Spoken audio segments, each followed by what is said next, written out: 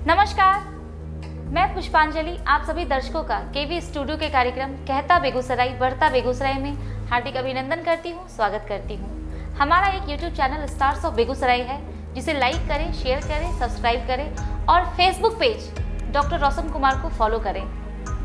आज मैं आपको एक ऐसे शिक्षक से मिलाने जा रही हूँ जो विगत 5 वर्षों से इलाहाबाद में कार्यरत थे, शिक्षण का कार्य कर रहे थे और आज बेगूसराय में अपनी संस्था को खोल के यहाँ के बच्चों को शिक्षित करना चाहते हैं। तो आइए मिलते हैं अमन कुमार जी से और जानते हैं इनके बारे में, इनकी कहानी, इनकी जुबानी। अमन जी, हमारे केवी स्टूडियो में आपका बहुत बहुत स्वागत है। बहुत बहुत धन्यवाद मैम आपका।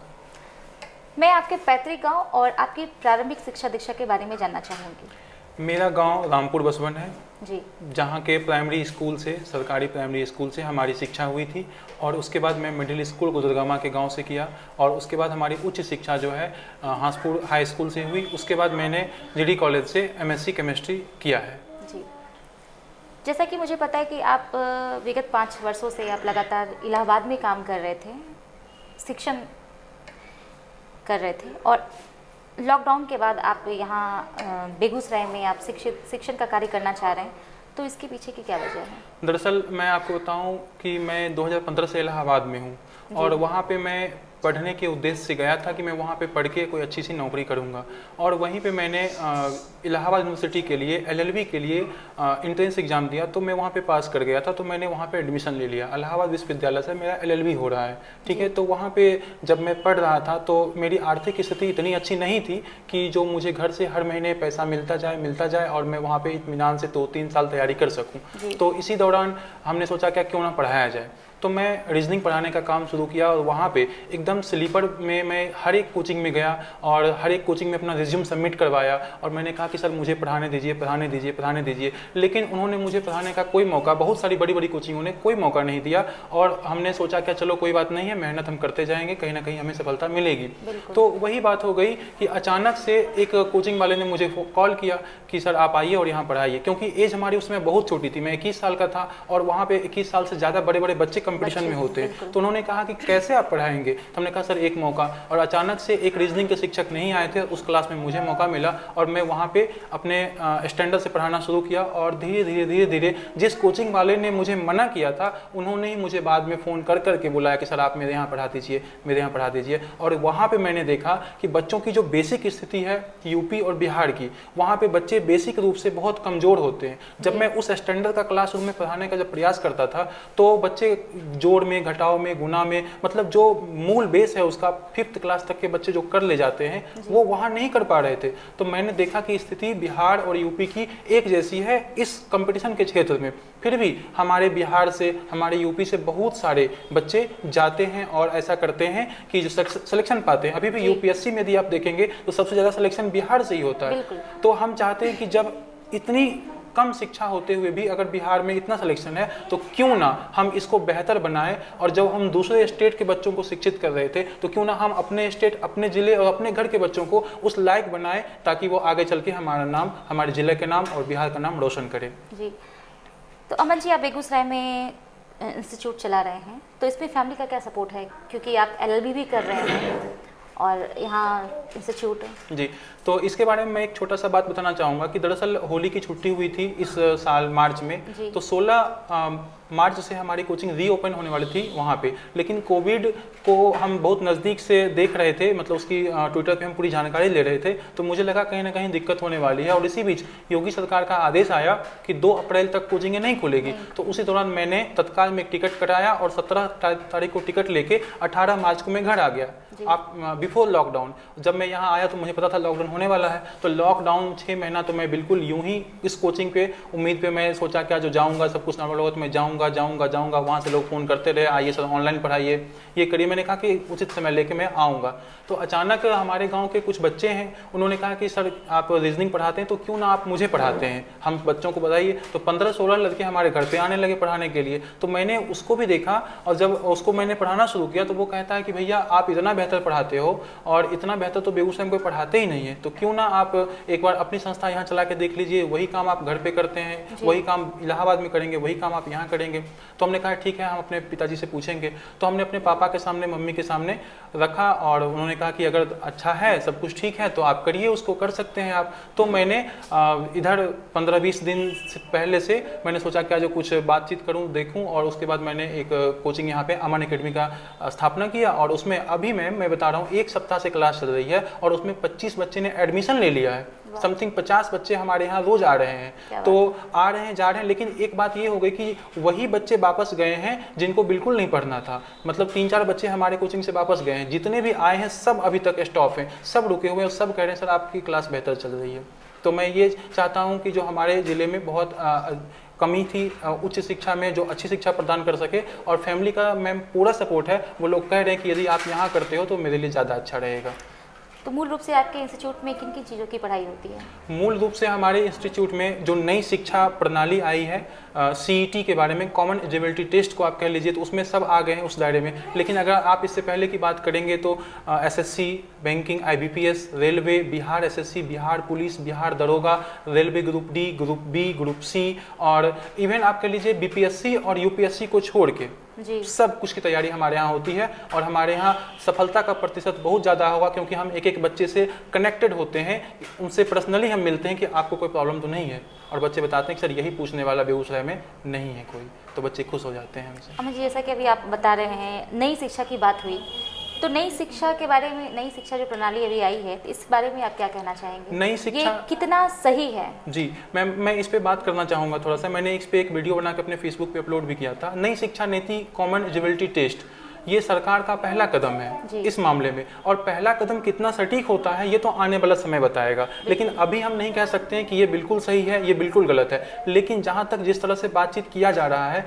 कि ये शिक्षा नीति में SSC, bank, railway, SSC, IBPS और रेलवे, ये तीनों को अपने हाथ में लेगा, और इसका हर एक साल में 2 एग्जाम होगा, और इसका सेंटर होगा अपने ही जिला में। मतलब बच्चे और बच्चियों को जो भाग भाग के जाना पड़ता था, ट्रेन में बहुत भीड़ गैदरिंग होती थी, उन सब से बचाएगा और उनके पैसे को सेव करवाएगा। और 6 महीना में एक बार पेपर होगा, 6 महीने में एक बार होगा, तो साल में 2 बार हो गई। तो 2 बार कहने का मतलब, अगर इसमें ये कहता है कि इसमें एक स्कोर कार्ड आपको दिया जाएगा, अगर आपको लगता है कि मुझे इससे ज़्यादा नंबर आने चाहिए तो फिर आप अगले 6 महीने में एग्जाम दे दीजिए। अगर वहाँ आपका स्कोर कार्ड बढ़िया नहीं है तो फिर आप अगले दे दीजिए। इससे क्या होता है कि एक आपका स्कोर कार्ड बन जाएगा जिसकी वैलिडिटी 3 साल तक रहेगी, और उस स्कोर कार्ड में जो नंबर हैं, अगर SSC को चाहिए तो उसने एक नोटिफिकेशन जारी किया कि मुझे इतने स्कोर कार्ड वाले बच्चे चाहिए, तो फिर वो आपका सेकेंड ईयर का एग्जाम वो अपना SSC लेगी, फिर IBPS लेगा, फिर रेलवे लेगा। प्री एग्जाम जो है, प्री वाला जो पहला एग्जाम है, वो केवल और केवल CET नई शिक्षा नीति के तहत होगा। बाकी सेकेंड एग्जाम, थर्ड एग्जाम या फिर जो इंटरव्यू का प्रोसेस है, वो सब अपने अपने ब्रांच में, अपने अपने विभाग में वो सब लेंगे। और ये हमारे ख्याल से अभी तक तो बढ़िया है। अगर इसमें कुछ जैसे भ्रष्टाचार हो या फिर धोखाधड़ी हो या फिर हैकिंग वाला प्रॉब्लम हो, अगर ये सब दूर हो जाए तो ये निश्चित रूप से हम विद्यार्थियों के लिए अच्छे से होगा, और इसकी तैयारी हम बहुत अच्छे से करवा रहे हैं अभी। बहुत ही सही बात आपने बताई, बहुत ही नई बात बताई। अमन जी, मैं यह जानना चाहूँगी, अभी जो शिक्षा का अमन जी, मैं यह जानना चाहूँगी कि ये शिक्षा का जो व्यवसायीकरण हो रहा है, तो इस बारे में आप क्या कहना चाहेंगे? क्या नज़रिया है आपका इसके प्रति? ज़्यादा तो मैं नहीं बोलना चाहूँगा मैम, क्योंकि शिक्षा में बहुत अच्छे अच्छे लोग जुड़े हैं और उन पे अपना काम कर रहे हैं। जहाँ तक व्यवसायीकरण की बात है, ये लोग सभी लोग समझते हैं मैम कि ऊंची ऊंची बिल्डिंगें खड़ी कर देने से वहाँ पे अच्छे पढ़ाई संभावना नहीं है। पढ़ाई तो एक झोपड़ी में भी रह के हो सकता है। लेकिन मैं यही कहूँगा कि जितने भी लोग अपने बच्चे, नर्सरी के बच्चे से लेके MSc तक के बच्चों को, या फिर वो इंजीनियरिंग करवा रहे हैं, जो भी कोर्स में भेजते हैं, मेडिकल के लिए भेज रहे हैं या हमारे यहाँ भेज रहे हैं, हम सबसे पहले कहते हैं कि अपने गार्जियन को, हम उन अभिभावक को सचेत करना चाहते हैं मैम, जो अपने बच्चे का एडमिशन कहीं ना कहीं से संस्था में करवा रहे हैं। वो क्या करते हैं, बड़ी बड़ी होल्डिंग देखते हैं, बड़ा बड़ा ऐड देखते हैं, बड़े बड़े नाम देखते हैं, अरे ये तो पटना से आया है, अरे ये तो वहाँ से आया है, अरे ये तो दिल्ली से है, ये अमेरिका कोचिंग है, कहीं की भी कोचिंग है, यहाँ देखेंगे बच्चे तो ठीक हो जाएगा। हमारे कहने का मतलब, आप खुद जाइए वहाँ पे, वहाँ के डायरेक्टर से मिलिए, वहाँ के टीचर से मिलिए, कितने वो अपने आप को पढ़ाने के लायक हैं उसकी आप देखिए, कितना उनके अंदर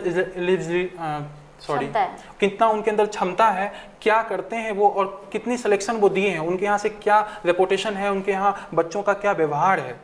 क्या लड़के लड़कियां आपस में क्या बात करते हैं और कितना फ्रेंडली हैं, उन सब चीज़ों को अभिभावक को जाके देखना चाहिए। और जब तक ये नहीं देखेंगे तब तक शिक्षा का व्यवसायीकरण होता रहेगा। हम बस ये कहना चाहेंगे मैम अंतिम ये व्यवसाय के मामले में हम अंत में मैम इस मामले में बस ये कहना चाहेंगे कि जितने भी अभिभावक हैं वो संस्था पे जाएं अपने बच्चे बच्चियों के साथ और उनसे उनके टीचर के साथ मिलें, बैठें और अपने बच्चों की गुणवत्ता के बारे में पूछें, कितना इसका इम्प्रूवमेंट है, कितना इसको इम्प्रूवमेंट और करना है, मैं इसको क्या संसाधन दूं, क्या नहीं दूं। ये चीज़ अगर आप टीचर से डिस्कस करते हैं तो निश्चित तौर पर शिक्षा का व्यवसायीकरण नहीं होगा। बस मैं यही कहना चाहूँगा। अमन जी, अभी आपने बताया कि पेरेंट्स को टीचर से मिलना चाहिए जी, और उनसे बच्चों के बारे में पूछनी चाहिए जी। तो ये तो हर स्कूल में अभी पीटीएम का दौर चलता है, हर स्कूल में पीटीएम होते हैं, हर 3 महीने पे पीटीएम होता है, तो फिर आप इस मैटर पे क्या कहेंगे? ये आपका बहुत अच्छा सवाल है मैम। देखिए, हर एक स्कूल में एक सो कॉल्ड पीटीएम की जाती है। होता क्या है, पीटीएम में आप जाते हैं, आपके बच्चे का स्कोर कार्ड दिखाया तो जाता है, लेकिन क्या आप उनसे अन्य कभी और दूसरे शिक्षकों से मिलते हैं? क्या आप उस स्कूल के डायरेक्टर से मिलते हैं, संस्थापक से मिलते हैं कि सर हमारे बच्चे को हम ट्यूशन भी दे रहे हैं, ये भी दे रहे हैं, फिर भी हमारे बच्चे का स्कोर कार्ड क्यों कम है? कभी हमने उससे सवाल नहीं किया है। तो ये सवाल जब हम करेंगे उससे, तब ना हम समझ में आएंगे। उसके अन्य शिक्षकों से हम मिलेंगे और सभी लोगों से मिलेंगे, सभी टीचर से मिलेंगे, उसकी क्या व्यवस्था है इससे हम देखेंगे। इवन हम सब लोगों से, वहाँ काउंसलर जो हैं उनसे भी हम बात करेंगे, तब हमें लगेगा कि हमारे बच्चे किस माहौल में पल रहे हैं, बढ़ रहे हैं और क्या माहौल है यहाँ का। बिल्कुल सही कहा आपने अमन जी। अमन जी, जहाँ तक मुझे पता है कि आप एक अच्छे कवि भी हैं, कविता लिखते हैं, तो ये कविता लिखने का रुझान, इसके प्रति रुझान कब हुआ आपका? मैं बचपन से ही ना ऑटोबायोग्राफी लिखता आया हूँ अपने बारे में। रोज़ मम्मी मुझे कितना मारती थी, कितना पीटती थी, मुझे किस दोस्त ने क्या कहा, मुझे किसने धक्का दिया, या आज मैंने क्या खाया, आज मैं कितने बजे सो रहा हूँ, डेली रूटीन जो आपके लाइफ में होता था डेली, वो मैं लिखता। तो अचानक से मैं कहीं ट्रैवल कर रहा था और एक मैंने देखा कि जो एक बहुत ही मतलब काली सी दुबली सी और बेहताश औरत एक वो चुन रही है कुछ ऐसा, तो मैंने वो पहली कविता उसी पे मैंने लिखा था और वो मेरी डायरी में नोटेड है। और यदि अभी आप कहेंगे तो मैं एक कल परसों की कविता मैंने एक लिखा है, तो उस पर मैंने एक लिखा है, इसका शीर्षक है ये कि बिटिया का घर, इसका शीर्षक है कि बिटिया का घर क्या होना चाहिए, कहाँ है बिटिया का घर, इसका शीर्षक है। तो वो एक लड़की है मैम, और उस कविता के माध्यम से मैं ये बताना चाहता हूँ कि वो क्या कह रही है। जी बिल्कुल, स्वागत है।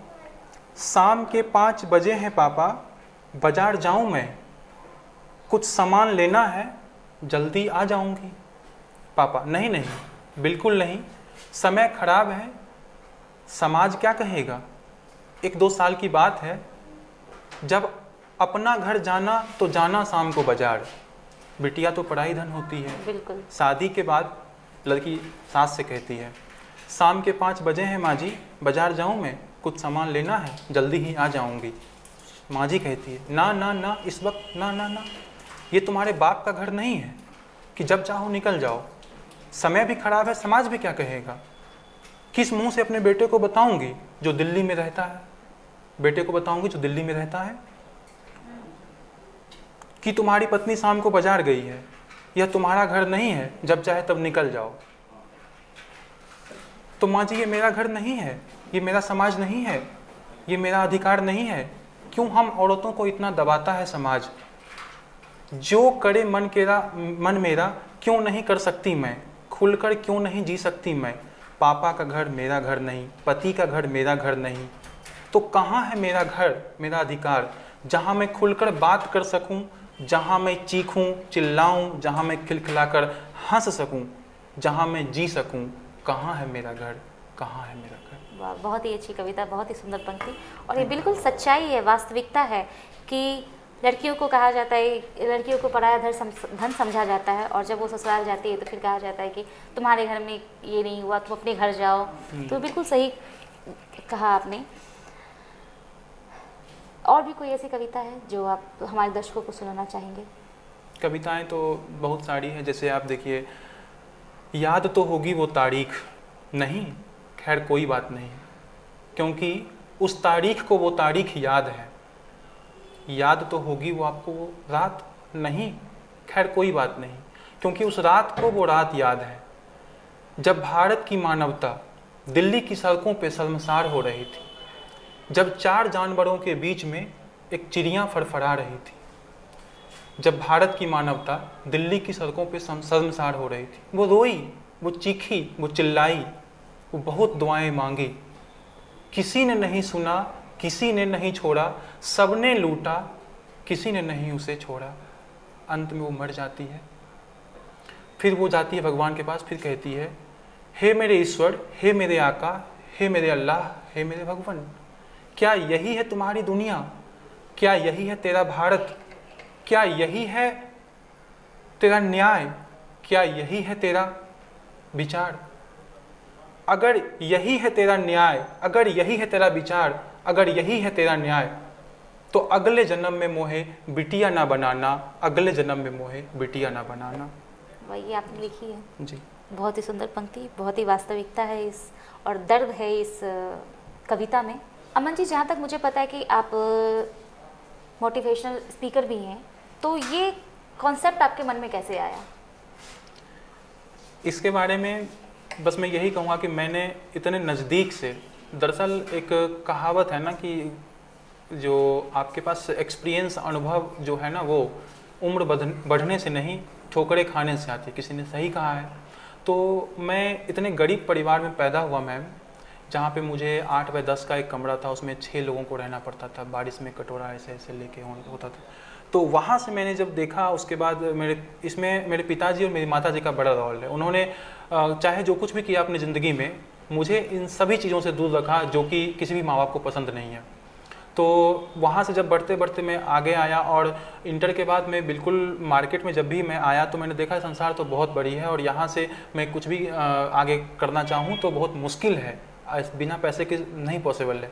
तो मैंने सोचा कि जो चलो ठीक है, किसी न किसी तरह से हम आगे बढ़ेंगे, और मेरा सपना भी था कि हम नौकरी करेंगे। फिर मुझे लगा कि जो मैं अगर नौकरी कर लूँ तो मेरे एक नौकरी करने से केवल एक परिवार खुशी से रह सकता है। मैं चाहता हूँ कि कुछ ऐसा काम करूँ जिससे लाखों परिवार खुश रहे, उसके चेहरे पे मुस्कान आए। और मैंने बहुत चीज़ों को, गरीबी को, मैंने बीमारी को, मैंने हताश निराश ज़िंदगी को बहुत नज़दीक से देखा है। और मैं समझाने का काम मतलब किसी दोस्त को, किसी फ्रेंड्स को बहुत अच्छे से करते थे। एक मेरा मित्र है बम बम, वो बगल के ही गांव का है, मेरा बहुत अच्छा मित्र है। एक बार उसका रिजल्ट नहीं आया था मैम, तो रिजल्ट नहीं आया तो वो बहुत निराश हो गया, और मैंने बगल के शहर के ही बहुत प्रतिष्ठित दुकान है, वहाँ मैं ले गया उसको, और मैंने कहा कि मिठाई खाओ मेरे तरफ से। बोला क्यों? बोले बाद में बताएंगे। हमने कहा कि ये तुम्हारे फेलियर होने की मिठाई है, ठीक है, जब तुम सक्सेस हो जाओगे ना तो इससे बड़ी पार्टी देंगे हम, लेकिन तुम निराश मत होना, तुम्हारी ज़िंदगी भी बहुत बड़ी है। वो दिन न मैं भूल पाया मैम, न वो लड़का भूल पाया। कभी भी वो हमसे जब भी मिलता है और जब भी दुख में होता है या मैं होता हूँ तो उससे बात करता हूँ, वो बताता है कि मन जो तुमने मुझे वो मोटिवेट किया तो वो मुझे बहुत अच्छा लगा, क्योंकि फेल्योर पे सब ताना मारते हैं और तुमने तो मुझे साहस दिया। तब से मुझे लगा मैम कि मैं बता सकता हूँ, लोगों को कर सकता हूँ। और मैंने एक चैनल भी बनाया है, टॉक विद अमन सर, और इस पर मैंने मोटिवेशन का वीडियो डाला है, डाल रहे हैं, काम कर रहे हैं। पिछले कुछ समय से नहीं डाल रहे हैं क्योंकि व्यस्तता और साधन नहीं होने की वजह से नहीं हो पाया। तो यही सारी बातों को देखते हुए, समाज में इतनी सारी बातों को हम देखते हुए जो देखे हैं, जो निचले तबके के स्तर को लोग किस तरह से शोषित होते हैं, ये करते हैं, तो इनको मैंने सोचा कि मोटिवेट करने का काम करूँ, यहीं से मेरे मन में है। बहुत ही अच्छी नेक, बहुत ही नेक कार्य, बहुत ही सराहनीय कार्य। अमन जी, बेगूसराय में अभी बहुत सारे कंपटीशन के कोचिंग संस्थानें हैं, तो आपने भी एक कोचिंग खोला है, तो आप का क्या उद्देश्य है? किस प्रकार से आप बच्चों को पढ़ाइएगा, किस प्रकार से बच्चों को शिक्षित कीजिएगा? जी मैम, ये आपके पूछने का सीधा सवाल ये है, इसका मतलब ये है कि अमन एकेडमी जो मैंने स्थापना किया है, इसमें बच्चे क्यों आएंगे पढ़ने, नहीं अन्य सभी कोचिंग है आपके यहाँ क्यों? तो सबसे पहले मैं ये कहूँगा मैम कि बेगूसराय में जितने सारे शिक्षक हैं उनसे एज को अगर नहीं देखें, दरकिनार कर दिया जाए, तो मेरे पास बहुत लंबा अनुभव है। मैं 2013 से कंपटीशन के क्षेत्र में पढ़ाने का कार्य कर रहा हूँ, तो आज तक में मेरे पास 7 साल का अनुभव है। और मैंने इलाहाबाद शहर में इतनी बड़ी जगह में, जहाँ पे 1000-1200 बच्चे एक साथ बैठते हैं, और वहाँ पे मैंने लगातार 10 घंटे तक अलग अलग बैच में मैंने पढ़ाया है। और इलाहाबाद के बारे में ऐसा कहा जाता है मैम कि पर ईयर जो है 10 लाख बच्चे पढ़ने आते हैं वहाँ पे जी। तो बताइए 10 लाख जॉब भी नहीं आती है। तो उन सारे बच्चों को मैंने देखा है, और वहाँ का जो अनुभव मैं लेके आया हूँ, वो मैं कह सकता हूँ कि जो बेगूसराय में मेरे जैसा अनुभवी शिक्षक जो हैं शायद नहीं होंगे, अगर हैं तो बहुत अच्छा है। और मैं जो नई शिक्षा नीति है, कंपटीशन के क्षेत्र में क्या होता है मैम कि क्वेश्चन हमेशा अपडेट होते हैं, और बहुत सारी संस्था क्या है कि वही जो 2010 में पढ़ा रहे थे, 11 में पढ़ा रहे हैं, वही सीट आज भी बांट रहे हैं, वही तरीके से आज भी पढ़ा रहे हैं, जबकि मैथ्स के सारे फार्मूले चेंज हो गए, रीजनिंग पढ़ाने का तरीका बदल गया, हाई लेवल की रीजनिंग आ गई है। और मैं आपके माध्यम से बताना चाहता हूँ कि मेरी रीजनिंग की बुक बहुत जल्द ही आने वाली है।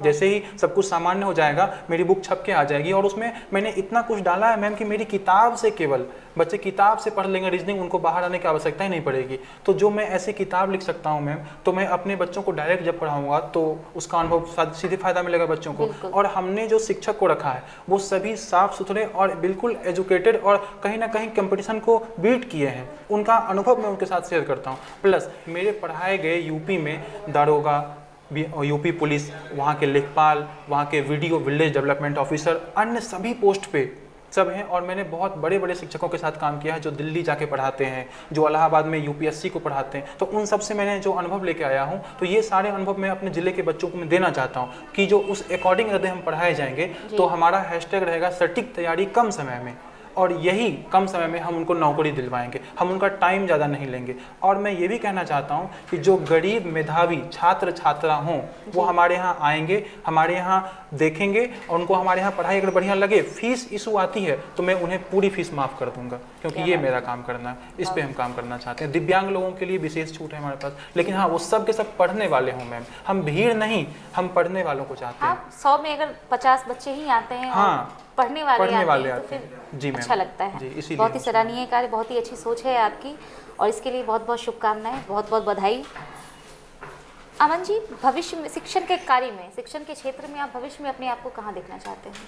शिक्षण के कार्य में मैंने अभी तो मैम कुछ सोचा नहीं है कि भविष्य में कहाँ, लेकिन ये तो हमारे आने वाले रिजल्ट बताएंगे कि मैं कहाँ पे क्या जाना चाहता हूँ। फ्यूचर प्लानिंग मेरा बहुत सारे हैं, और शिक्षण के क्षेत्र में ही मेरा फ्यूचर प्लानिंग है। इसलिए फ्यूचर प्लानिंग हम बता रहे हैं मैम आपको कि जो बच्चे इवन मतलब सबसे पहले गार्जियन जो अभिभावक हैं वो बहुत परेशान होते हैं, उनको सटीक मतलब कोचिंग, सटीक जगह या सटीक टीचर नहीं मिल पाते हैं। मैं उसके लिए काम करूंगा कि एक जगह पे नहीं तो कम से कम अगर आप यहाँ से दिल्ली जा रहे हैं तो कहाँ जाएं, कैसे काम करें। तो इसमें मैं पूरी प्लानिंग तो अभी मतलब नहीं शेयर करना चाहता हूँ, और मैं ये बताना चाहता हूँ कि शिक्षण के क्षेत्र में जो कोई भी प्रॉब्लम होगा मैं उसके साथ काम करना चाहता हूँ, और ये तो बच्चों का प्यार होगा कि मुझे कहाँ तक ले जाते हैं, मेरा रिजल्ट बताएगा, मेरे पढ़ाने का तरीका बताएगा, और बेगूसराय की जनता बताएगी। बिल्कुल।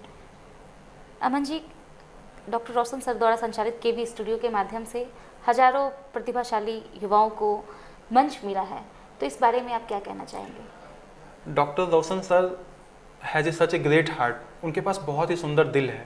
और जब मैं यहाँ पे आया और जब मैं केवी स्टूडियो के बारे में सुना अपने मित्रों से, तो मुझे विश्वास नहीं हो रहा था कि इस छोटी सी सिटी में भी ऐसा कुछ है क्या।